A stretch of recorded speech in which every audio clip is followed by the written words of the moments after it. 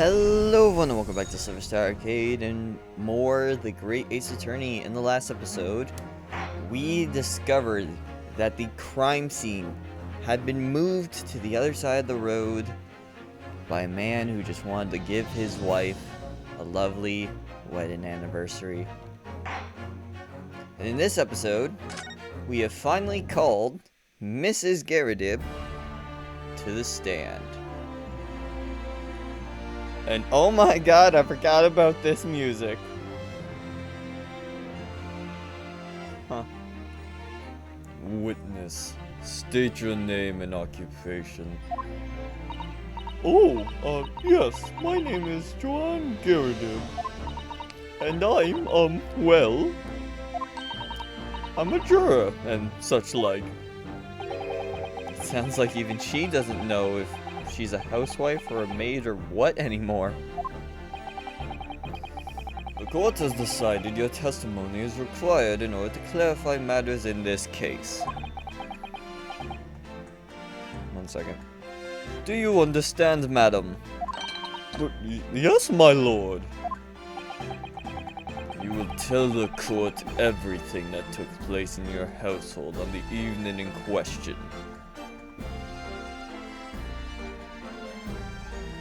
1 second. Okay, alright, we're going to try that. Hopefully that's not too quiet.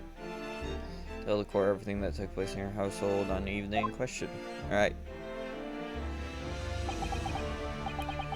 And I warn you, do not attempt to hide the truth. Sorry if my voice sounds a little off. I think I might be sick. Oh, dearie me.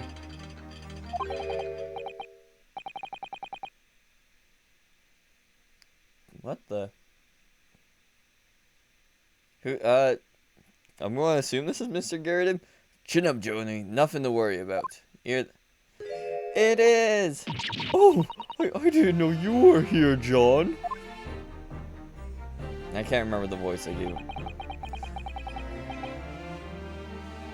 Wasn't only you in the room that day, old thing, was it? Rather think I ought to testify as well, don't you? But what about your knee, dear? Don't you worry about that. Hardly noticed it. I'm not the sort of chap to leave a comrade to face disciplinary action alone. Oh, John. I presume you are Mr. John Garrideb? Yes, sir. Former 2nd Lieutenant of the 3rd Regiment of the 4th Northumberland Fusiliers, sir. Seen my fair share of action, and now living the quiet life as it were. The quiet life? Were you not engaged in an incendiary battle with your spouse on the day in question? Ah, well, yes, quite. I believe this may represent a first in the proud history of the British court. Calling a juror to the witness stand is unprecedented. However, the court will hear your testimony now, juror number 4, and that of your husband. You will recount clearly and concisely the events in your home at the time of the incident in question. Sir, at once. I can't remember the voice. Oh, he's wearing the medal! How awesome. Witness testimony. The Battle of Garrideb. Well, that's the title for this episode. Yes. On the day you're referring to, the wife and I did have a bit of a skirmish. Can't recall the reason now. Knocked a candlestick over and set fire to the carpet. Soon had it out though, and got the window open. Meanwhile, I was picking up whatever I could find to throw at him. Plenty of knives around our place. Can't say I'd notice if 1 or 2 went missing, I'm afraid. If that bully thing in the victim's back really was one of ours, he'll have a job of proving it, I think. It sounds as though it was quite the battlefield in your household that evening. Although an entirely one-sided assault, it would seems. The enemy caught us on the hop, sir. had no choice but to dig in and take defensive measures. To be honest, if the enemy had kept shelling us for another minute, we'd have been toast. Of course, a veteran such as myself is only too aware that on every battlefield, you're just a gnat's whisker from death at any moment. Are we still talking about marital quarrel here? Well, I must say, I'm dubious that this testimony will shed any light on the origins of this jackknife. In combat, one's focus narrows such that surroundings are barely noticed. These witnesses may not be able to offer anything more than they have testified already. This may be a dead end. Von Zeeks may well be right. Well, whatever the chances, we only have this last cross-examination to uncover the truth, Mr. Naruhodo. Yes, I'm afraid so. Very well, counsel, begin your cross-examination. Cross-examination. The Battle of Garrideb. Alright, so as you know, we pressed everything. Hold it! The reason is what you told us yesterday, I believe. Yes, that's right. If I remember correctly, it all started because of a note that was tucked into the pages of a book belonging to Mr. Garrideb. A rather passionate note, in fact. But Mr. Garrideb found the note, discovering her... Oh, sorry. But Mrs. Garrideb found the note, discovering her husband's little secret. And she gave him a mighty number of slaps across the face for it, too. What a sordid state of affairs. Hell on earth. I say, when a chap says he can't recall such things, it's common decency not to drag it up at all. Or drag it all up. And besides, half of it was wide of the mark anyway. A likely story. These waters run very deep.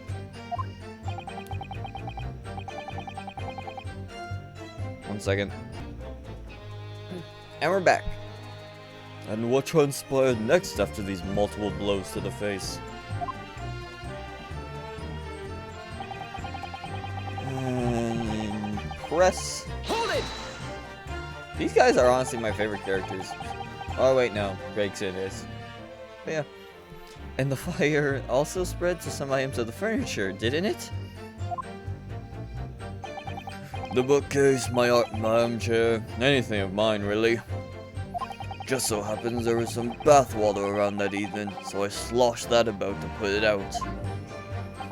A most precarious situation you put yourself in. Ours is a 3-story townhouse on the west side of the street, where the water main isn't connected yet. Have to draw water from a public water pump during the day if you need any, you see. The lodgers are always moaning that they can't get any water at night. Although, that little mustached Japanese man buys water in bottles, I believe. The defendant, Mr. Natsumi, you mean? Yes, he receives a stipend for his studies, you know, from his home country. Can you imagine being able to brew a pot of tea at all hours? He's obviously very well off. Have you actually seen the state of the man? I believe he uses all of his income to buy books. Well, anyway, the point is I was able to douse the fire with water, fortunately enough. Yeah, I'm bad at the voices. Sorry, guys. Meanwhile, Hold it! even though the room was on fire. As far as I was concerned at the time, it was more important to extinguish my anger than the flames. When a woman wants to throw, she must throw. That is most certainly not true of a Susato takedown, Mr. Naruhodo. How did Did she know I was thinking that? Because she reads minds, man. Like, get with the program. So, please, cast your mind back and try to remember. Was a knife among the items that you threw at your husband that day? In all honesty, I don't recall. But I feel I must point out that I'm no monster. Let me see. Some bread, a cabbage, garlic, a towel, and a sponge, Jupiter. a napkin. That's what he sounds like. By Jupiter! Excuse me.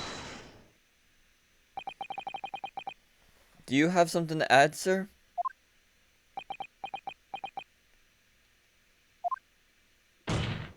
Mr. Garrideb. Don't shoot! Sorry, I beg your pardon? Did your wife's remark just now bring something to mind? Nothing of any significance, no. Just that barrage of projectiles the old thing launched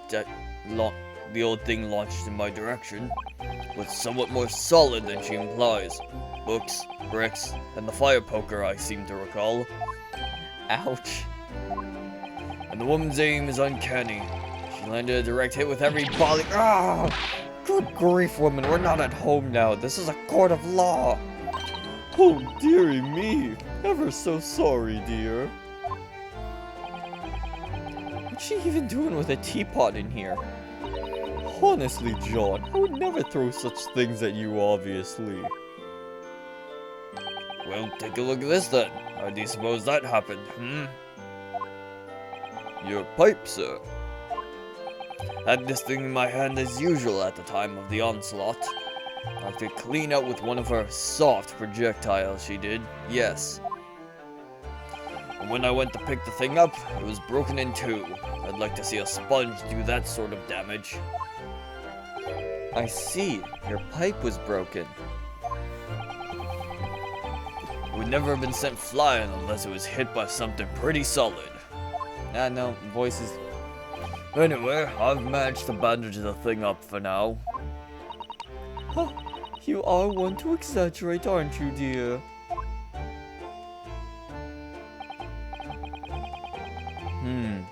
I wonder what we should make of this account. It's important, obviously. The defense believed Mr. Garrideb's remark just now to be of great significance. Objection. This war veteran's words tell us only one thing. Betray a fiery wife and pipes as well as hearts may be broken. Sentimental wisdom perhaps, but hardly worthy of adding to a formal testimony. Indeed, common sense one might say. Might one? In that case, would you at least permit us to examine the pipe, sir? Well, don't see why not. Oh, dearie me, there you go again, trying to integrate yourself with a young lady. I find this couple funny. Very well, the court will accept the gentleman's pipe as evidence. Mr. Garrideb's pipe. Apparently it fell to the floor during a domestic dispute he had with his wife and broke. I hope I didn't speak out of turn, Mr. Naruhodo. I was just feeling rather disappointed for you that your request was turned down. Oh no, it's fine. Thanks to Soda-san, we have some new evidence to work with. We should examine it carefully. Okay, we're back after finally getting something to eat. Thanks to Soda-san, we should have to examine it carefully. Well, thank you for that rebuttal, Mr. Garrideb. Now we can return to the crux of the matter. What can you tell the court about the knife used to attack the victim?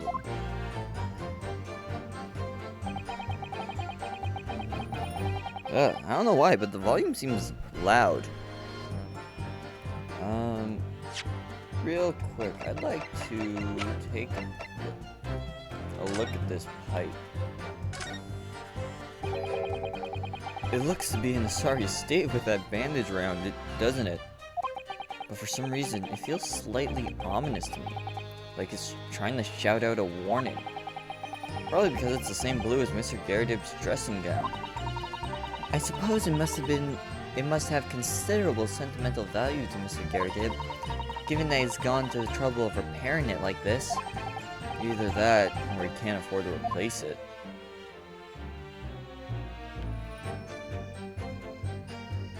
Oh.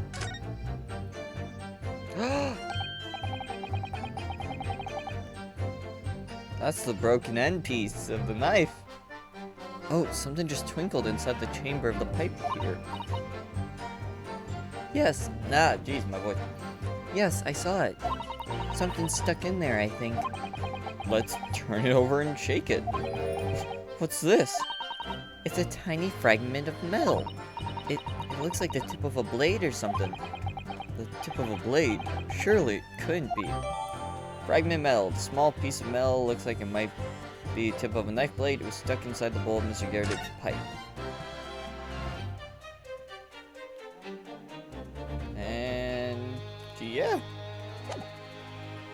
Huh. Well, there's our smoking gun. Play 9. Can't say I noticed if 1 or 2 went missing. Press. Sorry, would you care to elaborate? Nothing to say, really. Rather partial to a spot of carving, you see. Pipes and whatnot, fishing tackle, you know, the sort of thing. It's a passion we both share. I like to carve little wooden trinkets too. And then there's my leatherwork. Sorry to say, we're always losing knives about the place, and we have dozens of the things. They sell them at the market sometimes. 20 for the price of 19. Needless to say, I snapped them up. John prefers to use 2 knives of meal at mealtimes too, instead of a knife and fork. Now, John, we don't want people to think I'm some kind of sap. Here we go again with the Scaldings. Why are they being so evasive? I imagine it's because they don't want to believe it. They can't bear the thought that it might have been one of their knives that injured the victim. Which is entirely understandable, of course, but still. Go on with your testimony, witnesses. Sir! If that bally thing in the victim's back really was one of ours, you'll have a job proving it, I think. And we're just going to present. Objection! Mr. Garrideb, can I ask you to take a good look at this, please?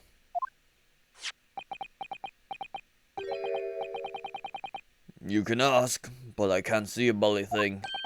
You can't? They used to call me Dead-Eye Deb back in the regiment, of course, but that was some time ago. Even when I'm trying to enjoy a large print book by the fire these days.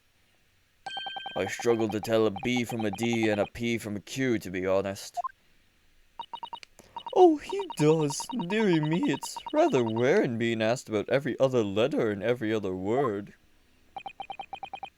You must be very dizzy.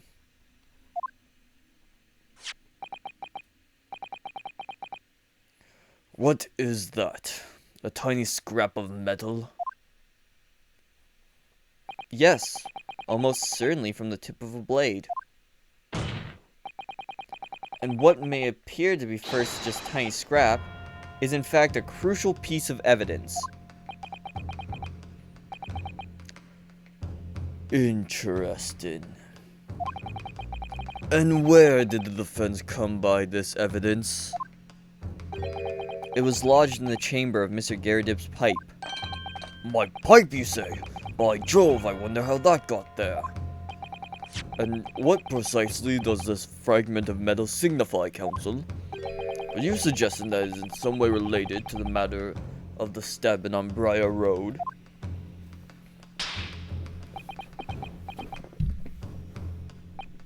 I am. What? When put together with another piece of evidence already in the court record, I believe this tiny fragment of metal will unravel the whole truth of this case, my lord. He's got a hole in his gown. Oh, and she was standing on a box, wasn't she? You appear rather confident in that extraordinary statement, counsel. Very well then. Present the pertinent evidence to the court. What evidence, when paired with this fragment of metal, allegedly reveals the truth of the case? Take that! Take that. This is the knife that we found in the victim's back. If you look closely, you will see that there's a small piece at the tip of the blade that is missing. A common issue with the inferior blades sold at unsavory street markets. Criminals who use them regularly leave the tips lodged in their victims' bones. And what of this particular knife? No doubt its tip has suffered a similar fate, now languishing somewhere near the spine of the victim. Objection! No, that's not the case. The tip of this particular knife's blade is the very fragment of metal we discovered in the chamber of Mr. Garrideb's pipe. Ugh. Ugh. Oh, shoot. Good grief, Lord Von Zeeks? I don't believe it. The knife from the crime scene and this fragment of metal are a perfect match. Good golly gosh. Good. We have Goofy for a judge. Hold. Is this some sort of Eastern sorcery? This is no magic, my lord. This is a miracle. A miracle? So Von Zeeks has figured it out, has he? Counsel, explain this extraordinary coincidence at once. Yes, my lord. The crucial point we have to ask ourselves here is, when did the fragment of metal find its way inside Mr. Garrideb's pipe?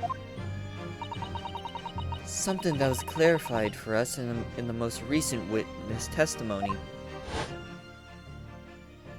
I had this thing in my hand as usual at the time of the onslaught. Knocked it clean out with one of her soft projectiles, she did, yes. It would never have been sent flying unless it was hit by something pretty solid.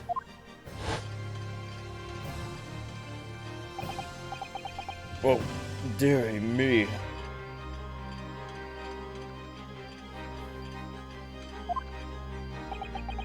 During the argument between these two that occurred just as the victim was on the pavement below, Mr. Garrideb flung this knife at her husband, or Mrs. Garrideb. However, the knife missed Mr. Garrideb, instead striking the pipe in his hand at the time. Which caused the tip to break off, of course. Good lord! Yes, and that is when the tiny tip of the blade found its way inside Mr. Garrideb's pipe. The chances of that are 1,000,000 to 1! And yet there's no other credible explanation for how the tip of the blade ended up in your pipe. Then, after losing its tip, the knife ricocheted off the pipe and flew out of the open window. Ugh. In short, this knife, which fell from the window of the Garrideb's house, is the very same knife that struck the victim in the middle of the back on the street below. Oh gosh, oh dear, oh. No! Objection!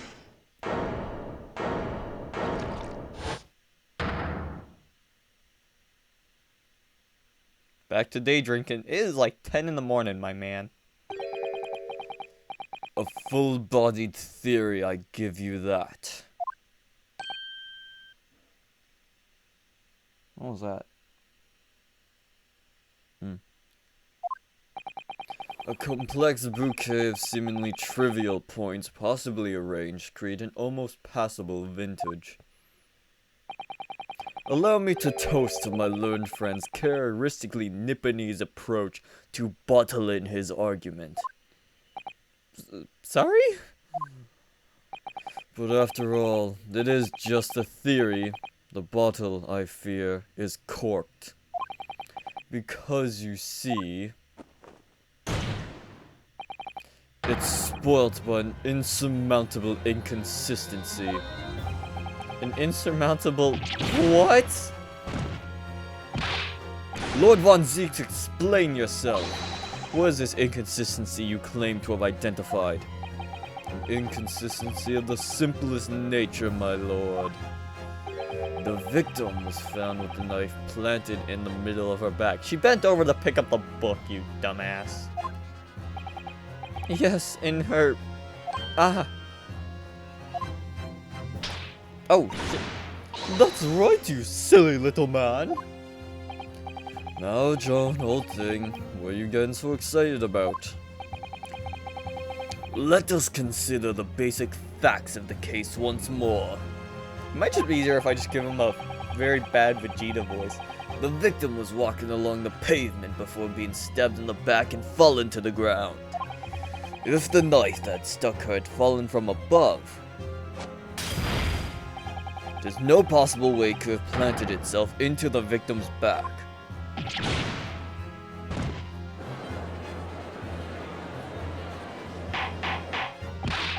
Oh, what? Quite right, you see, that's exactly right. If the knife had fallen on her from above, it would have stuck her on the top of her head. Well,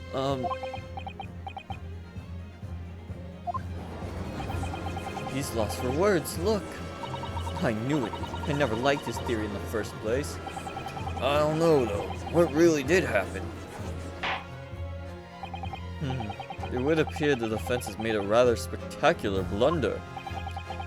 If a theory has even one inconsistency, it cannot stand. Your theory, my learned friend, is history. It is so simple. I've known this for like the last 5 episodes. I was just waiting for it to come up. We were so close. I could see the truth. I was so sure we were on the right track. But now, the way has been blocked completely by just one simple inconsistency. Or in other words, we simply need to eliminate that one inconsistency and the theory will stand. Mrs. Salo. You mustn't worry, Mr. Naruhodo. You were just caught off guard, that's all. And your mind went blank. But if the path you are on is indeed correct, then the way will present itself. The key to this is in the court record, I'm sure. All the information you need is there. It seems you have nothing to say, my Nipponese friend. Well, your silence speaks volumes. A tacit acceptance that your theory is fatally flawed. No. Objection!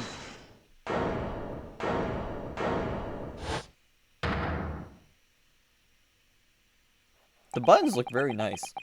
This inconsistency doesn't mean I was on the wrong track. It means that I need to sharpen my mind and dig deeper for the truth. It's a test. Yes! If the knife fell on the victim from above, there's no way it could have hit her in the middle of her back. Under normal circumstances, that is. What are you implying? Counsel? There is a piece of evidence in the court record that can explain this inconsistency. That can explain how the knife that fell from above could have pierced the victim's back.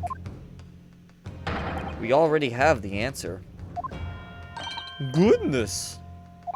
Utter madness. Surely this must be the last time. Counsel, present the evidence of which you speak. Yeah, the judge is sick of our shit. This is the last inconsistency, the final piece in the puzzle. If I can successfully make sense of this, the truth will be laid bare at last. The evidence explains how the fallen knife became lodged in the victim's back. The fourth book. Take that! This, the fourth book found at the scene. This is the final piece of evidence the defense will present. The burnt book? Oh, listen to this music.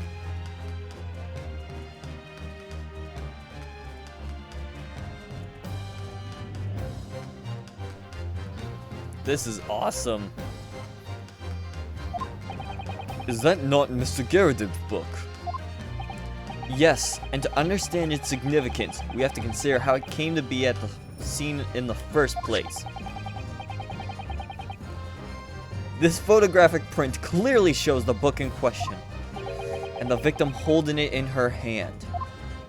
But as we all know now, it was the police constable that put the book between her fingers like that. Quite so, as part of his wholesale transplanting of the crime scene to the opposite side of the road. That's true, however, as part of his testimony, Constable Beat made an extremely enlightening statement on that point. But what made you place that book in the victim's hand? Oh, well, sir, that's because that's how I found it. When we first ran over to the scene, the victim was already holding the book. So, when I moved everything, I made sure it was still in her hand. In other words, the victim had already picked the book up of her own volition. And clearly, that must have been before she suffered the knife wound. Well, I should say so. After being attacked with a knife, I don't imagine she'd have been doing much of anything. So the question becomes, why did the victim have that book in her hand? By jingo! I think I'm beginning to see what may have happened now. Oh dearie me.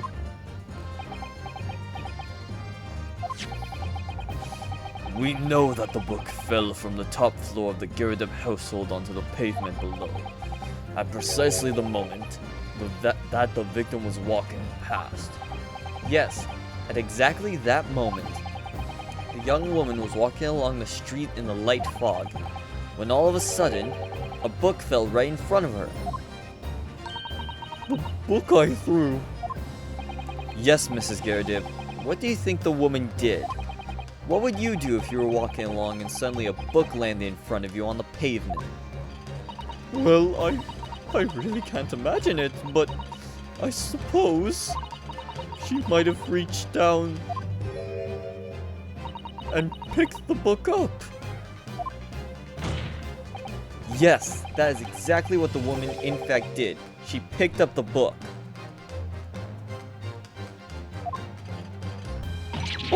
Oh heavens! Sorry. So sorry for that weird cut. I accidentally hit pause by accident. Oh heavens! Oh, whoops. Fix everything. And when the woman reached down to pick up the fallen book, what position would her back have been in? Alright. That's right. Facing the sky, completely and utterly defenseless. Then, in the very next moment, while the woman was still bent over picking up the book,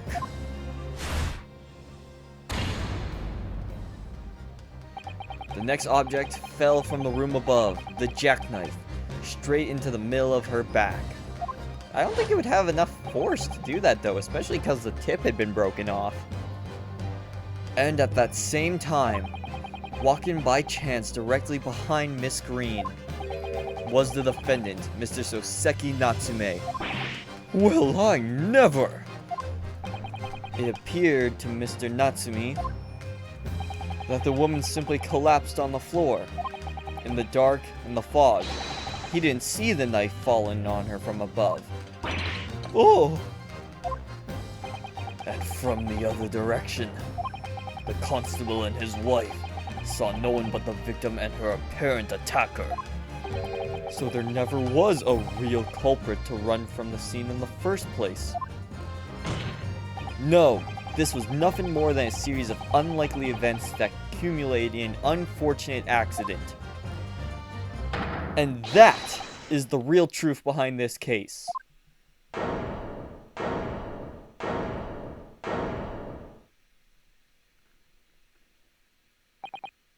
Well, Mr. and Mrs. Garrideb,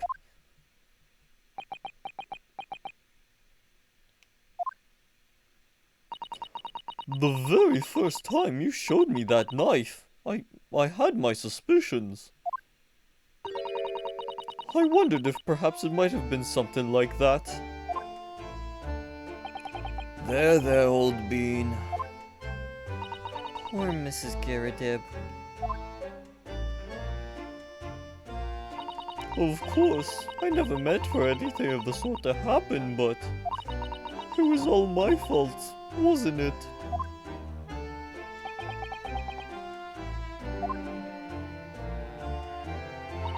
I take full responsibility. I let my anger get the better of me. I threw that book. Then I threw the knife as well.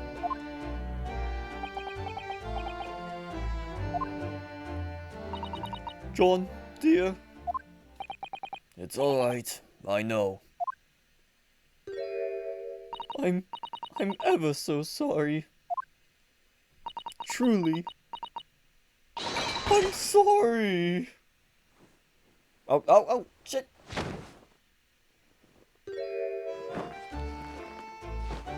Come on, you got it. You got this. He still got it. Nope. No, he does not.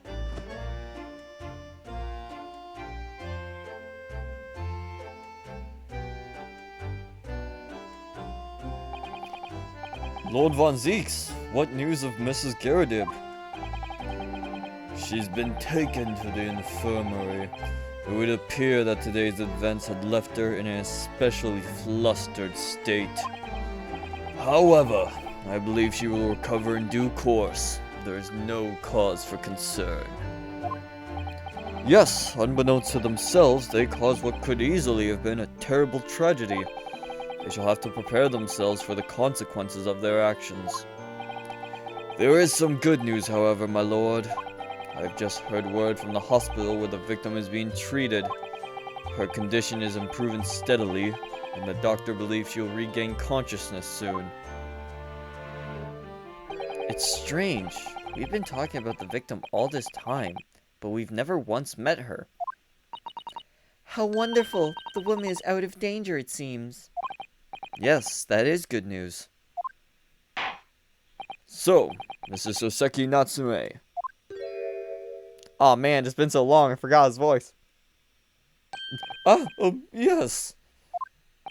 On behalf of my fellow countrymen, I would like to take this opportunity to beg your pardon, sir. You came from your distant eastern homeland to study our great British culture, and have been repaid with immeasurable unkindness. Please accept our heartfelt apologies.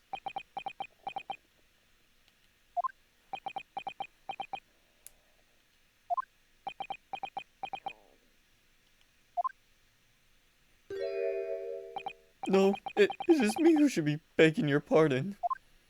Was that the voice? Oh no, Mr. Natsume. That evening, when the young woman just collapsed on the pavement before my eyes, I jumped to the wrong conclusion again in my confusion. What conclusion, sir? I was sure that the woman was dead.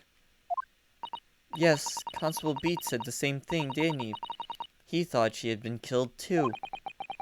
I suppose she must have looked completely lifeless.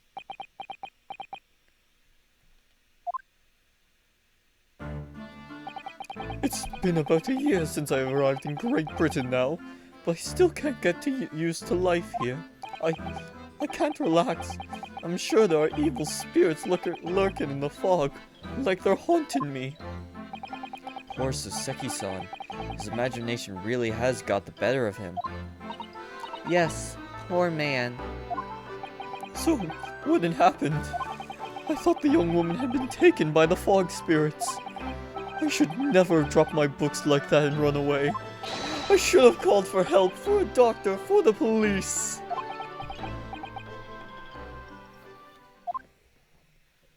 Instead, I've managed to create a rift in the relationship of trust between our two empires. And for that, I'm truly sorry. Oh hey, look! Mr. Garrideb's in the juror seat. One could indeed say that some sort of mischievous spirit has been at work here, I think. One that created a chain of unfortunate mishaps. We were befooled by this spirit and led to false conclusions. But thanks to Lord Von Zeeks and our young lawyer here from the east, that chain has now been broken and the spirit exorcised. I heartily commend you both. Oh!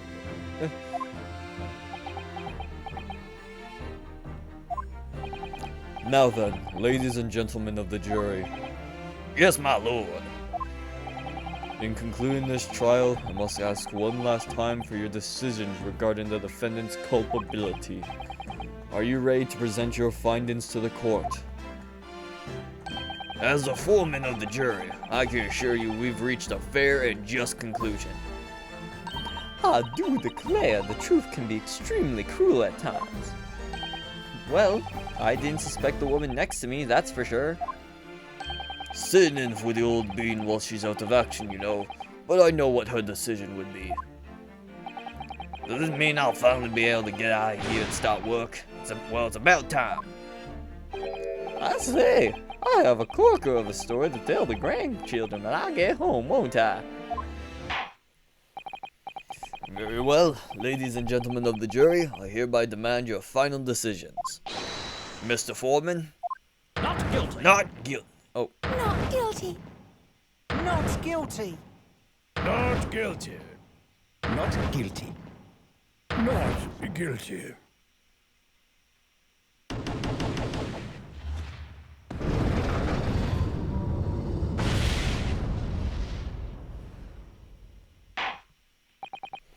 very well, Mr. Soseki Natsumi. I hereby pronounce you Not guilty. Woo! Fireworks. Fireworks. That's gotta be dangerous in such an enclosed space. And finally, Mr. Natsume, Oh, yes, Lord, sir. you are now a free man once more. It is my hope that you will continue to further your education in British culture, and may you never again be brought before me. Oh, yes, sir, of course. On my life, I swear I'll never set foot in a courtroom again. I'm transported to tears. Thank you, counsels. Court is adjourned.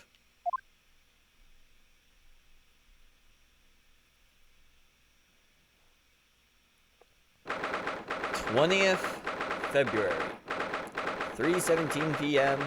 The Old Bailey Defendant's Attaché Chamber. Oh, Locum. Oh, listen to this music.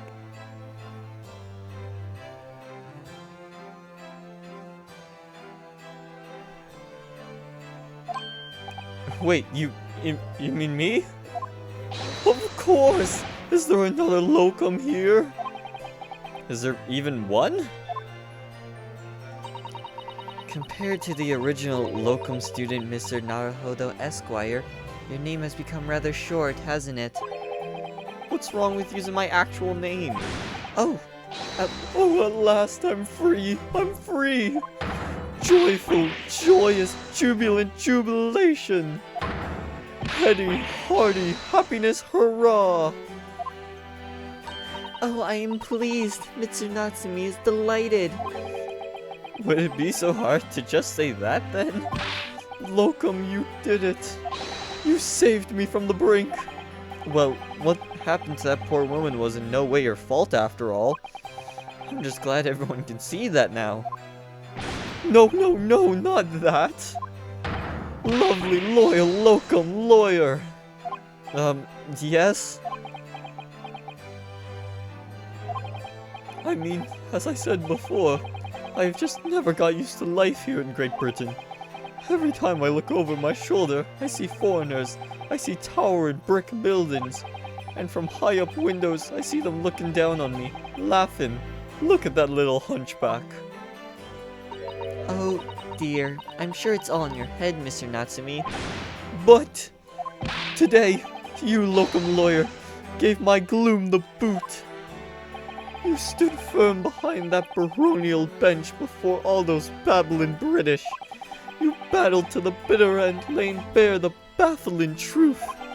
And when I beheld the blinding fireworks among the beams of the Bailey's roof, I bellowed, "Behold, the best barrister ever born!" Well, that's very flattering, and we're very pleased for you. This has given me a wonderful anecdote to recount to my old friends back in Japan. An anecdote? That's what's to become of all my hard work? Ah, there you are, my dear fellows. I apologize for keeping you waiting. I rose late this morning. Oh, Mr. Sholmes, what a pleasure to see you. I see I'm not here a moment too soon. A disaster has been averted, I'm glad to say. Oh? The trial shall begin presently, Mr. Naruhodo, and I wish you the very best of luck. It's just finished. What? No! Then my haste was in vain! It's you! Airlock Sholmes! Oh? Have we met, sir? This is Mr. Natsumi, the man you had arrested, Mr. Sholmes. Ah, I see. I failed to recognize you at first. Our previous encounter have taken place in the gloom, either of your bleak lodgings or that prison cell. I simply couldn't place that curious face in the light. Charming. This is all your fault, Airlock Sholmes. You're the reason I had to go through this terrible ordeal.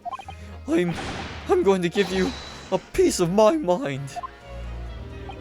My apologies, sir, but I assure you, I have placed you now. You're the fellow who abandoned that poor young lady and ran off, are you not? Ah, Had she been taken to the hospital more urgently, I feel perhaps she would have regained consciousness by now. oh! But it was unavoidable, I'm sure. We are but human after all. Anyone would have been shaken by such an experience.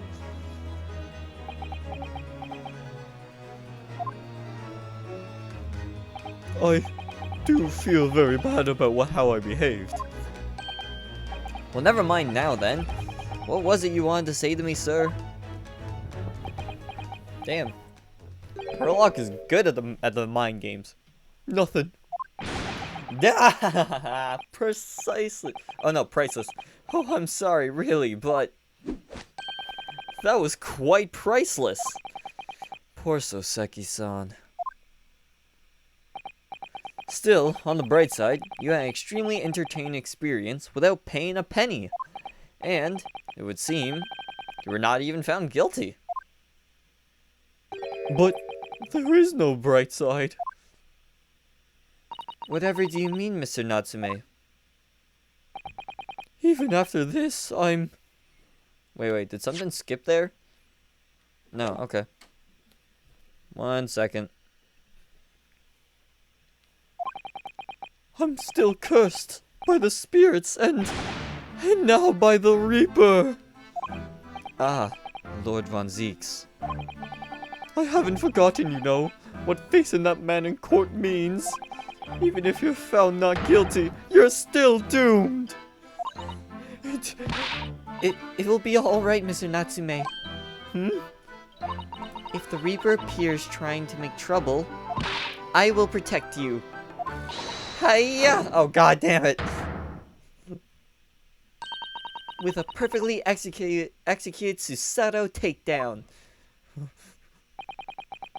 Much as I like being turned on my head, a bit of warning might be nice next time, Miss Sato. Oh, shoot. Is that it? Is that over? Alright, come back. So, Mr. Natsumi, what do you intend to do now? Okay, maybe we can finally stop with the interruption. So, Mr. Natsumi, what do you intend to do now? You mentioned something about recounting your experience to your friends back in Japan?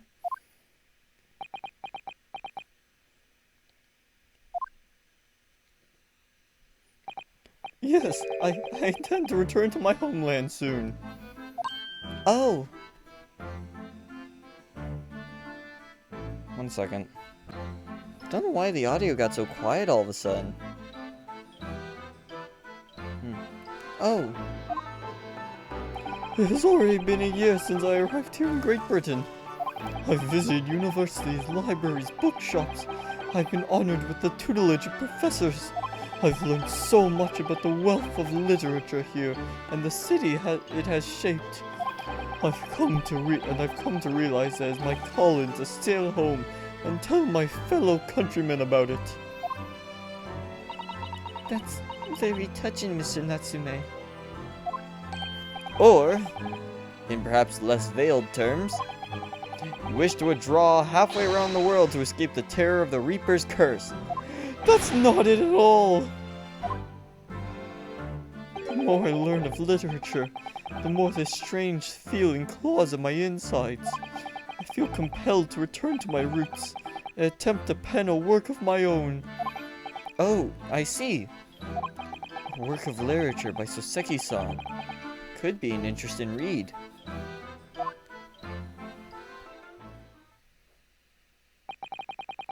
And what about Mrs. Soda and yourself, Mr. Naruhodo? Sorry, what about us? Will you return to Japan alongside your mustached compatriot? Why would we? A week has not yet passed since we arrived here in London. And only now does it feel as though we've finally found our feet. Ah, and you are accommodated in a hotel at present, are you not? That's right, but we need to find lodgings before it bankrupts us. I calculate we can only afford another 10 nights before our entire budget is exhausted. Well then, you can take my lodgings. Oh, the windowless room? Oh, but what it lacks in windows, it more than makes up for with a floor, a ceiling, and walls. Great. And of course, I'd be happy to leave behind the accursed evil spirit. Oh my, an evil spirit?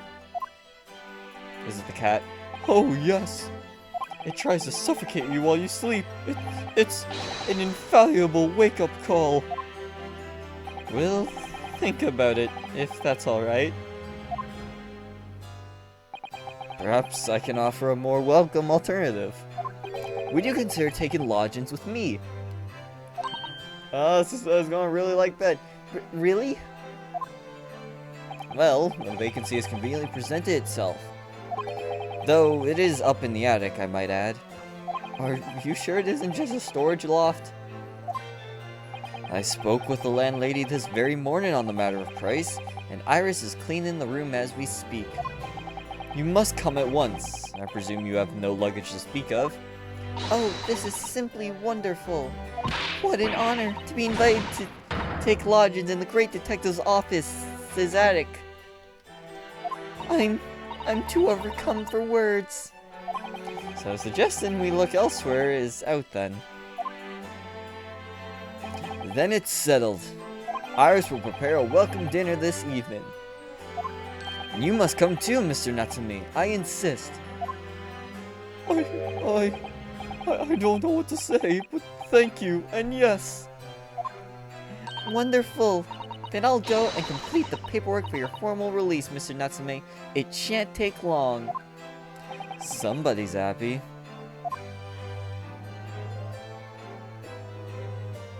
Locum, I knew that you wouldn't let me down. I'm truly delighted to have met you here in London. Likewise, Mr. Natsume. It's been a privilege meeting you, too. It's a shame that we're going to have to say goodbye so soon. Well, I've come to realize that I belong in Japan. But Locum, we'll meet again one day. Yes, I'm sure. And hopefully by then, I'll be a successful lawyer. Hopefully by then, I'll be a successful author. Well, my dear fellow, our carriage appears to have arrived. Shall we go, Mr. Naruhodo? Yes, Mr. Sholmes. I have little doubt Mr. Natsumi will be released in time for dinner this evening. And so, with Soseki-san's innocence successfully established, we rode with Mr. Sholmes to what was to become our new home, 221B Baker Street.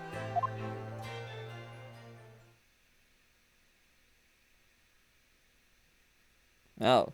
I mean, it's not the worst. It's spacious. Actually, a lot spacious. 20th February, 4:41 p.m., the attic room.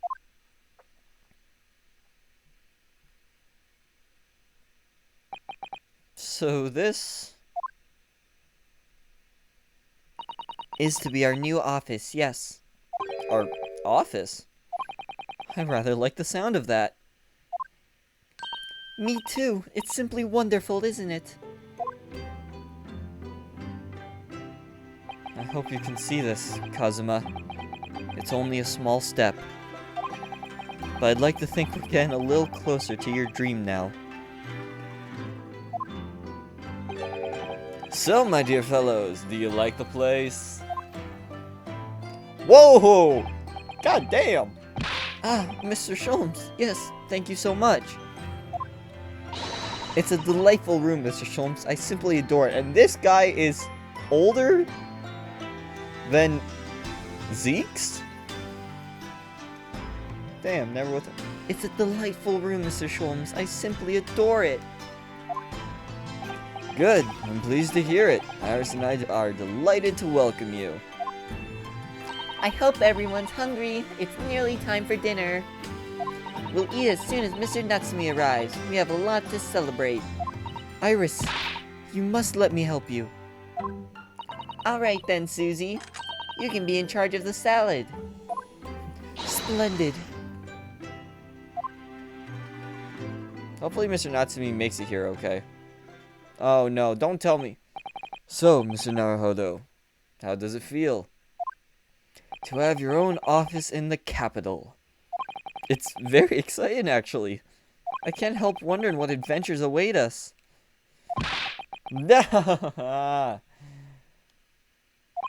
Those were precisely my sentiments when I first established my office on these premises.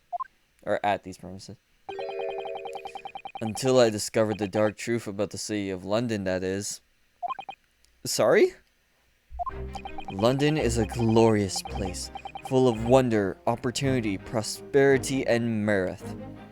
But the brightness of the lights casts the darkest of shadows. Shadows? What do you mean?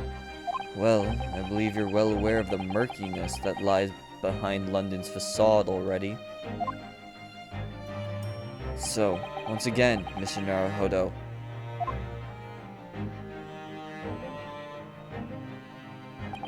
welcome to London.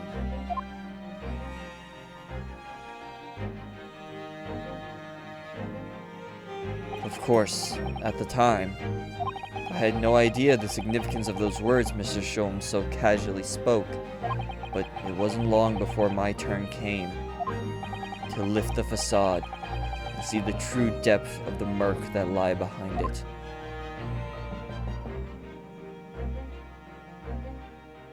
And holy shit! Landed in London. Bum, da, da, da, bum, ba-da. Yep. Hopefully this episode goes okay.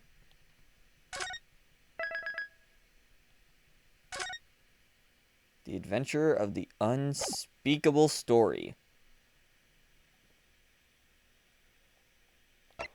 The Hound of the Baskervilles. A hound it was, but not such as a hound as any mortal have ever seen. Its eyes glowed with a smoldering glare. The whole of its oxidized body was outlined in white-hot flames. Ooh! So this is the last episode. I think I'm going to start that tonight. Oh, this is going to be great. So, thank you all so much for watching. And, yeah, I'm so excited. So, as always, stay safe, have fun, and have a great day.